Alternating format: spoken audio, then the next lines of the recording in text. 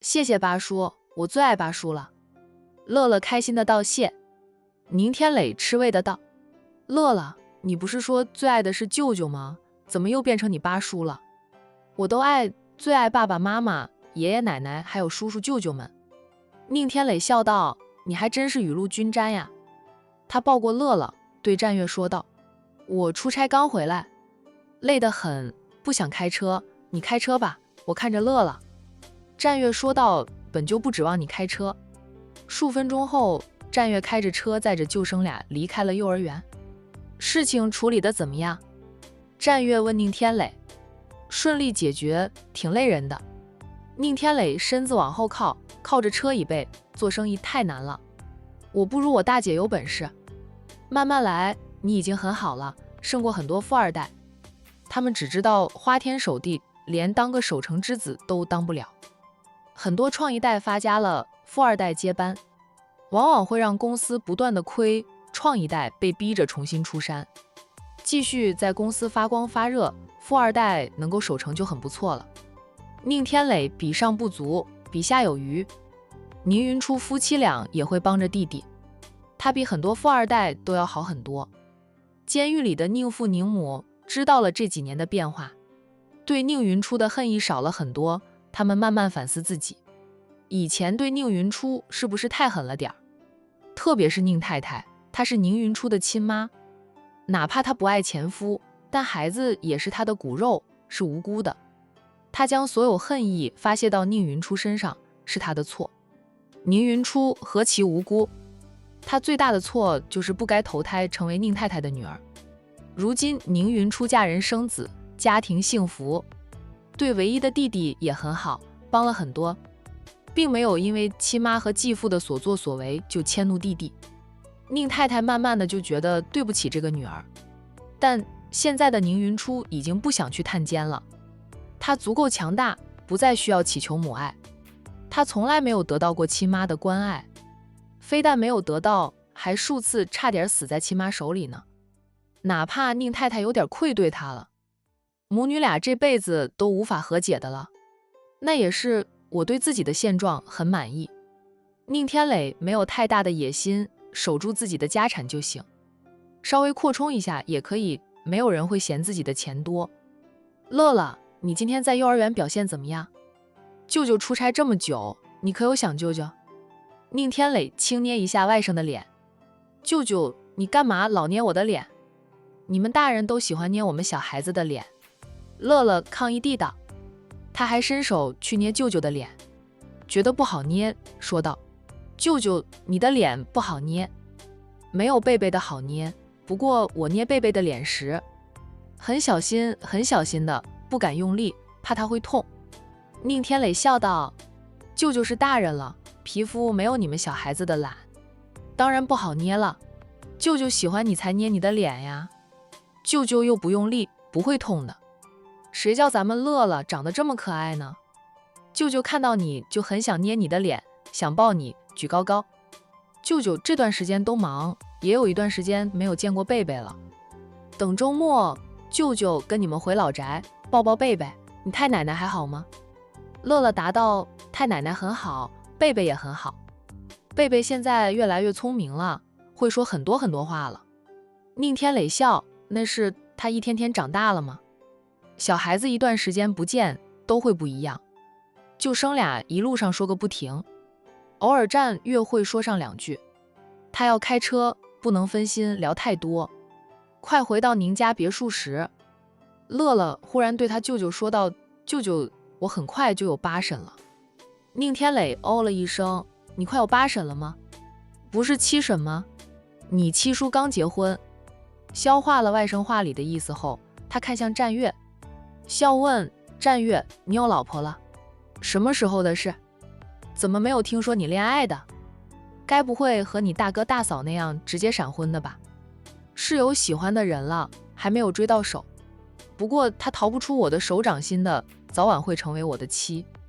乐乐见过他，我家的小孩子都聪明，只要我们当叔叔的带个女孩子回家，他们就知道是婶婶。宁天磊笑：恭喜你有了人生目标。你们家男人都专情，不是你们要娶的人，是不会往家里带的，孩子们看得多了，总结出经验了呗。谢谢，等我结婚的时候，你给我当伴郎。宁天磊爽快地答应了。回到宁家别墅，战月先给自己倒了一杯水喝了，问宁天磊要我给你倒杯水吗？不用，我不渴。那你陪乐乐玩，我去做饭。战月说道，吃完饭我还要去接我未来的老婆下班，她是个医生，晚上8、9点才能下班。是个医生呀，那是很忙。宁天磊好奇地问，你怎么认识他的？战月身体很好，很少生病进医院，就算生病，战家有家庭医生，家庭医生开2天的药吃了就会没事，根本不用去医院。不去医院怎么会认识医生？还是别人介绍的。说来话长了，我上次不是出了车祸吗？你知道的，我住院了一段时间，就是那段时间认识他的。我对他一见钟情，本来不想住院的，看到他后就决定住院了。宁天磊恍然，怪不得你一点轻伤都住了那么长时间的院，原来是醉翁之意不在酒呀。战月嘻嘻的笑，那是我们家小雅长得可爱，我一见钟情，再见倾心，3见就决定娶她。宁天磊朝他竖起个大拇指，你们就生俩玩，我去做饭了。战月进了厨房，先看了一下冰箱里的食材，才决定做什么菜。就3个人吃，乐乐还是个孩子，吃不多。战月便烧了3菜1汤，有2道菜是小孩子爱吃的。他和宁天磊都不挑食，再加上他厨艺好，就算炒盘青菜，宁天磊也能吃饱饭。外面的天色早早就黑了，这个季节可以说是冬季了，只是管城的冬天不冷。白天太阳大的时候，还像夏天，冬至都能过成夏至。不过天黑得很，5点多就要开灯了。吃饭了，乐乐。战月端着做好的菜出来，放在餐桌上，招呼着舅甥俩吃饭。咱们吃饭了。宁天磊关掉了动画片，对外甥说道，吃完饭，舅舅带你出去浪。好呀。乐乐开心地跳起来。战月提醒宁天磊，天磊，你带乐乐出去玩的时候，看着他一点，别走太远。宁天磊说道，我们不会走远的，就在这附近玩。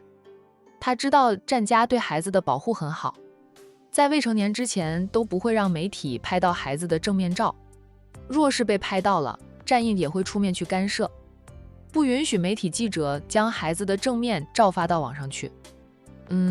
就在附近玩，周末带乐乐回老宅，就能自由奔跑了。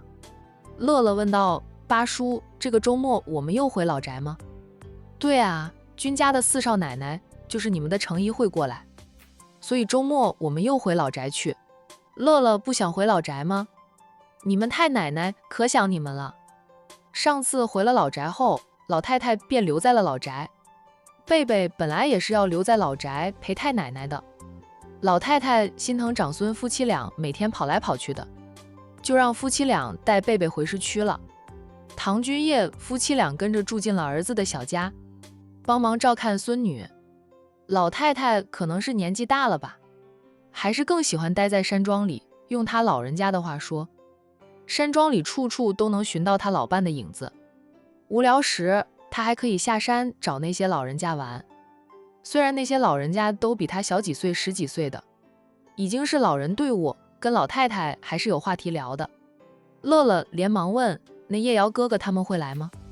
这个可说不准，可能会来，可能不会来，毕竟就是周末2天时间，来的话匆匆忙忙的，你们也玩得不尽兴，很快就会放寒假的。放寒假了在一起玩。宁天磊想说，离放寒假还有一段时间呢。看外甥一脸期待的样子，他跟着附和战月的话，就是很快便放寒假，放寒假了，你叶瑶哥哥就会过来玩了。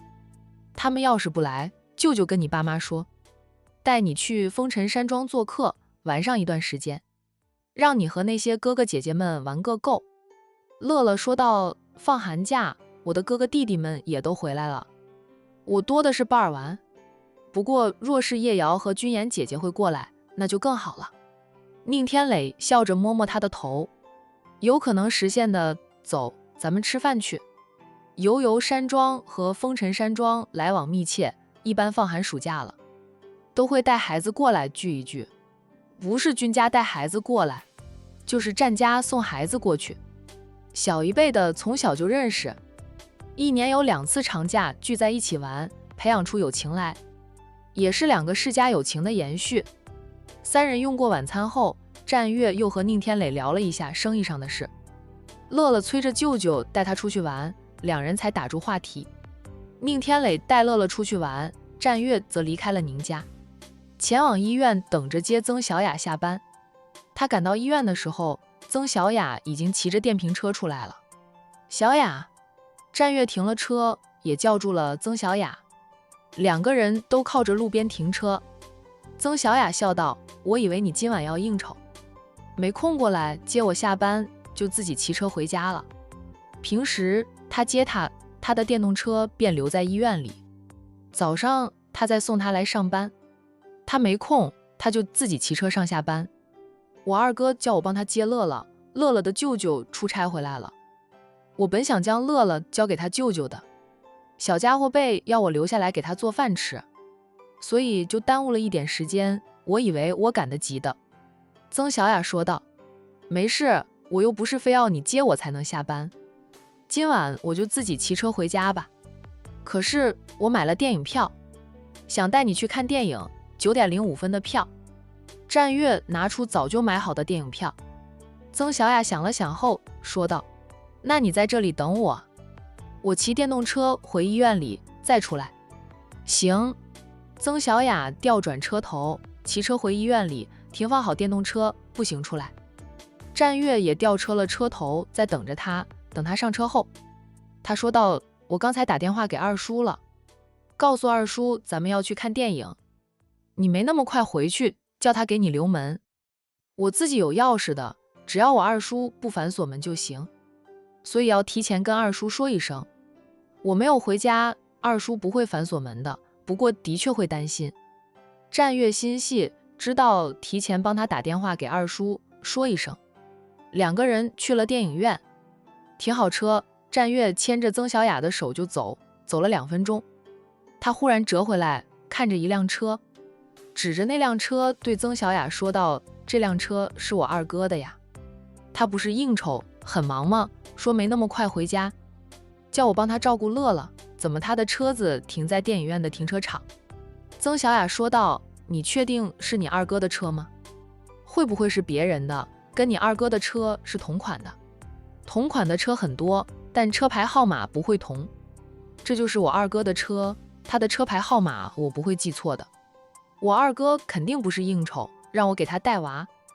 他带我二嫂来看电影，得亏宁天磊出差回来了，他照顾乐乐，否则我都要在家里当奶叔叔。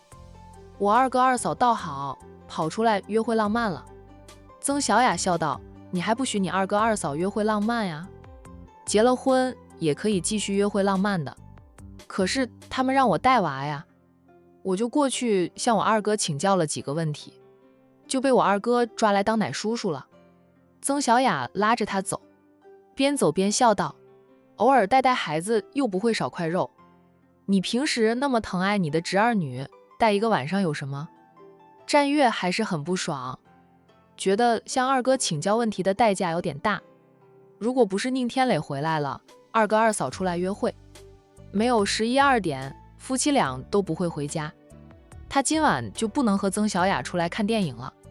二哥二嫂都是老夫老妻了，他还在追妻的阶段，约会很重要的嘛。看看咱们等会儿在电影院里能不能遇到我二哥二嫂。战月想着，要是遇到了二哥二嫂，他就当面问问二哥，应酬应到电影院来了吗？